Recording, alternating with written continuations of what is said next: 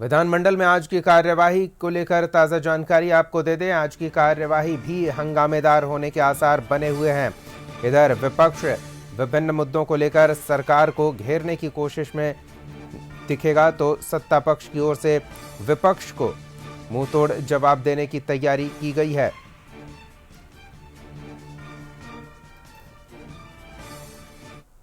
तो सीधे विधानमंडल का रुख करते हैं। सहयोगी प्रीतम मौजूद हैं वहां, उनसे जानते हैं किस तरह की तस्वीर देखने को मिल रही है और आगे क्या स्थिति बन सकती है। प्रीतम।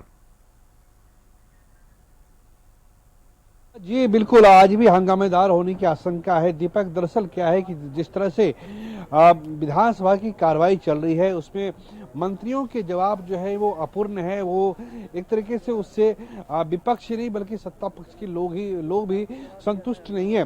कल की जो कार्रवाई हुई है उसमें हमने देखा है कि भाजपा के जो विधायक है बैकुंठपुर से मिथिलेश तिवारी, उन्होंने नल जल योजना पर सरकार से सवाल जब पूछे तो संबंधित विभाग के मंत्री के पास इसका जवाब नहीं था और आखिर में इस बात की स्वीकारोक्ति हुई है कि नल जल योजना में कहीं न कहीं निचले स्तर पर धांधली हुई है।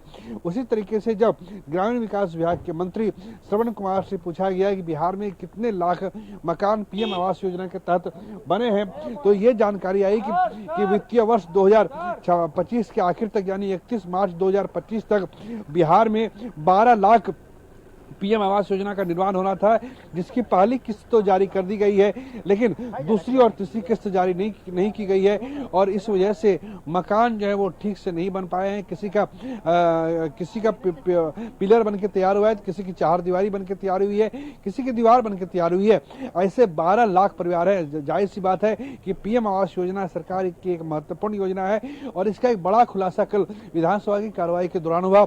जो बीएसपी के विधायक है रामगढ़ से सतीश सिंह यादव, उन्होंने जब सरकार से सवाल, माफ कीजिएगा, जो गोह से विधायक है, उन्होंने इस बारे में जब सरकार से सवाल पूछा था कि बताइए कि पीएम आवास योजना की स्थिति क्या है, तो सरकार के पास इसका जवाब नहीं था। अमरेंद्र कुमार औरंगाबाद के गोह से विधायक है जिन्होंने ये सवाल पूछा था। जाहिर सी बात है कि ऐसे मुद्दे हैं जिसका जवाब सरकार के मंत्रियों के पास नहीं होता है और हालात ये हो जाते हैं कि विधानसभा के जो अध्यक्ष होते हैं उनको भी हस्तक्षेप करने की नौबत आ जाती है। न केवल विपक्ष के लोग बल्कि सत्ता पक्ष के विधायक जो सरकार से सवाल करते हैं। उसी तरह से एक सवाल कल जब कृष्णनंदन पासवान ने पूछा तो जवाब सरकार के मंत्री के पास नहीं था। तो जाहिर सी बात है कि सरकार के मंत्री वो विधानसभा में तो आ रहे हैं लेकिन उनकी तैयारी बड़ी जवाब को लेकर अपूर्ण है। अब बात है कि आज क्या होने वाला है। आज जो है परिवहन विभाग के बजट पे चर्चा होगी और परिवहन विभाग के मंत्री जो है वो सवाल जवाब करेंगे। जिस तरीके से बिहार में इलेक्ट्रॉनिक व्हीकल और केंद्र सरकार ईवी यानी इलेक्ट्रॉनिक व्हीकल को लेकर बढ़ावा दे रही है, उसको लेकर बिहार सरकार ने क्या कदम उठाए हैं, क्या सरकार की तरफ से सब्सिडी दी जाएगी, ये कई सारे मुद्दे हैं आज परिवहन विभाग। बिल्कुल, तो कई मुद्दों पर गहमा-गहमी बनेगी। सरकार से जवाब का इंतजार रहेगा, तो विपक्ष विभिन्न मुद्दों को लेकर सरकार को घेरते नजर आएगा। नजर बनाए रखें प्रीतम। फिलहाल इन तमाम ताजा जानकारियों के लिए बहुत बहुत धन्यवाद। खबरों का सिलसिला जारी रहेगा, देखते रहिए कशिश न्यूज।